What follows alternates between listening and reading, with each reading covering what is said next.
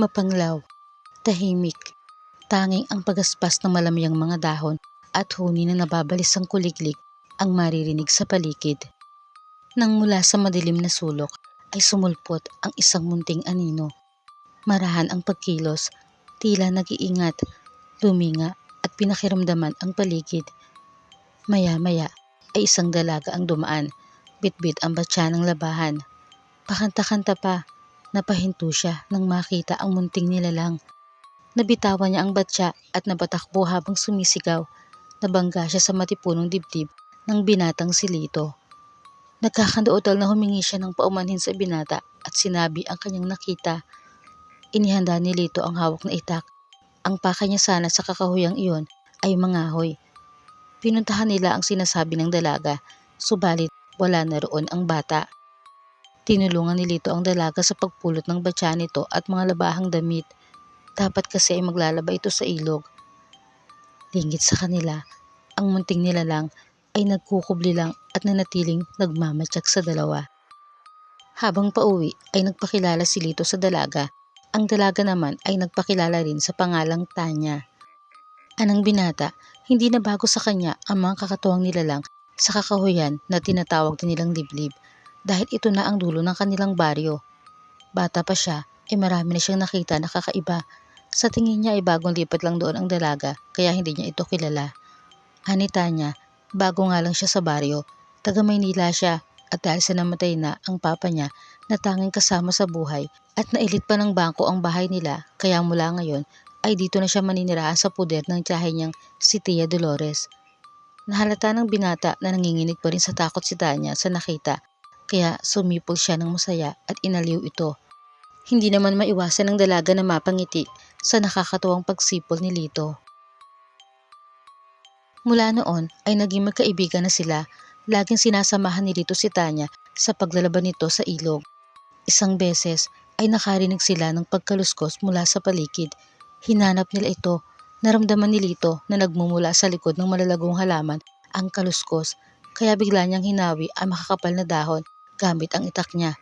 Doon ay bumulaga sa kanila ang isang munting nilalang na sa tingin niya ay nasa edad 2 o 3. Napaatras siya at natakot. Pero si Tanya ay hindi.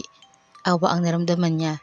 Lalapitan sana niya para kausapin, ngunit pinigilan siya ni Lito at sinabing hindi ordinaryo ang bata. Tumalikod na ang bata at nagsimulang humakbang palayo nang tawagin ito ng dalaga at kinausap. Tinanong kung ano ang pangalan, saan nakatira at anong ginagawa ron sa ilog. Pero isa man sa kanyang mga tanong ay walang sinagot ang bata. Sa halip ay lumapit ito kay Tanya at marahang hinaplos ang mukha ng dalaga. Pareho silang nagulat sa ginawa ng bata. Pero para kay Tanya, hindi lang pisngi niya ang nahaplos ng bata, kundi maging ang damdamin niya. Hinila ni Lito si Tanya palayo sa bata at binalaan na baka ito ay isang tiyanak. Sabi naman ng dalaga, yung munting nilalang na una niyang nakita sa liblib ay yun daw ang tiyanak dahil nakakatakot ang itsura. Pero ang isang ito ay hindi dahil normal naman ang itsura. Pero iginiit ng binata na ang mga tiyanak ay may kakayahan na magpalit ng anyo, kaya hindi sila dapat magpalinlang. Paglingon ni Tanya sa bata ay wala na ito.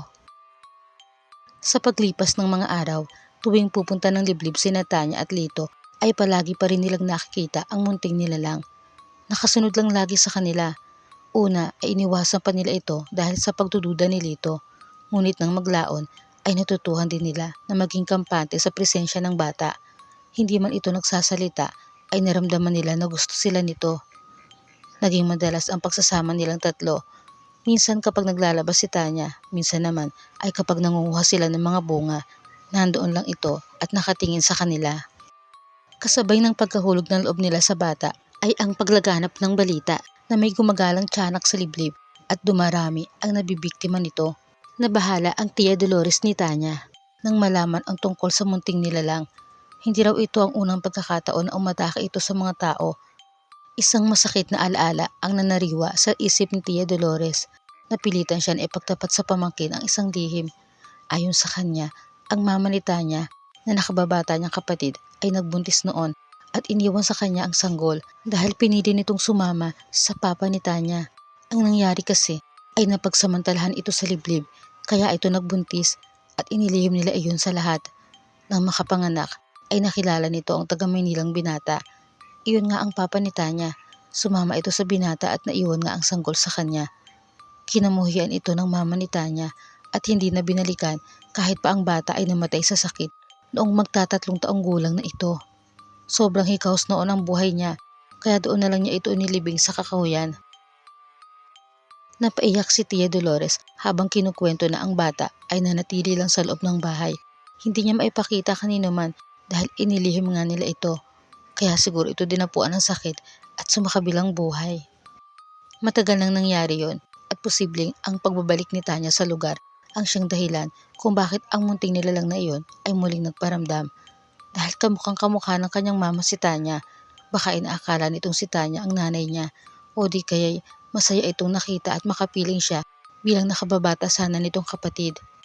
Naisip ng dalaga, lumalabas na ito ang kanyang kuya dahil ito ang unang anak ng kanyang ina na pinagkaitan ng pagmamahal dahil bunga ito ng pang-aabuso sa liblib ding iyon. Napaiyak din si Tanya kung totoo ang hinala nilang iyon, kailangan niya makita ulit at makausap ang bata, ang kanyang kuya na tinawag ng Tia Dolores niyang Ali. Pagbalik nila sa kakahuyan ay nakasalubong nila ang isang lalaking tumatakbo. Hinahabol daw siya ng tiyanak. Binalaan niya ang magkaibigan na huwag nang pumasok sa liblib dahil mapapahamak lang sila. Nagkatinginan lang sina Lito at Tanya. Paglampas ng lalaki ay nagpatuloy sila sa pagpasok sa liblib hanggang sa mahanap nila ang munting nilalang na sa mga sandaling iyon ay kasalukuyang may minumukbang na biktima. Sumigaw si Tanya ng, "Kuya Ali!" Unti-unting napalingon sa kanya ang munting nilalang na nasa mabagsik na anyo. Tulad ng una niya nakita sa liblib na kinatakutan niya. Umiiyak na napalahod ang dalaga at nakiusap na itigil na nito ang pambibiktima sa mga inosenteng tao. Kung napagkaitan man ito ng pagmamahal ng isang ina, sana ay mapatawad na ang kanilang mama na matagal na ring sumakabilang buhay. Nandito na siya, ang kanyang kapatid na handang magbigay ng pagmamahal. Nanatili lang nakatitig sa kanya ang bata. Singit ni Lito sa maiksing panahon na nagkasama-sama silang tatlo sa ilang pagkakataon. Naging masaya sila. Tinanggap nila siya at handa silang ipagpatuloy ang mabuting pakikitungo rito kung hindi na ito mambibiktima ng mga tao. Lumipat ang tingin ng bata kay Lito na tila nag-iisip. Unti-unti ay tumayo ang bata. Ang anyo ay naging maamo. Lumapit kay Tanya at sa muling pagkakataon ay hinaplos ang pisngi nito. Hindi napigilan ni Tanya ang sarili na yakapin ang bata na pinaniniwalaan niyang ang kanyang kuya Ali. Matapos iyon, ang bata ay marahang humakbang paatras hanggang sa pumasok sa malalagong halaman at doon ay unti-unting matakpa na makakapal na dahon. Napatayo si Tanya, sinubukan itong habulin, subalit nang hawiin nila ang mga dahon ay wala na silang nakita roon, kundi ang isang krus na kahoy na itinusok sa lupa roon. Mula sa likuran nila ay narinig nila ang boses ni Tia Dolores at sinabing doon niya inilibing si Ali. Ngayon nakita na niya ang kanyang kapatid at kinilala siya bilang kuya, ay matatahimik na ito sa kabilang paraiso, sa tunay na paraiso.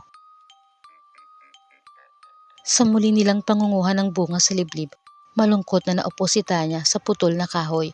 Naalala niya ang bata at nalulungkot siyang hindi na nila ito nakikita. Naupo sa tabi niya si Lito, hinawakan ang kamay niya at nangakong nawala man si Ali ay hindi mag-iisa ang dalaga. Lagi niya itong sasamahan hanggang sa wakas. Napangiti ng matamis si Tanya, hindi niya binawi ang kamay na hawak ng binata, isang palatandaan na iisa ang kanilang damdamin para sa isa't isa at iyon ay nangangahulugan ng pag-ibig.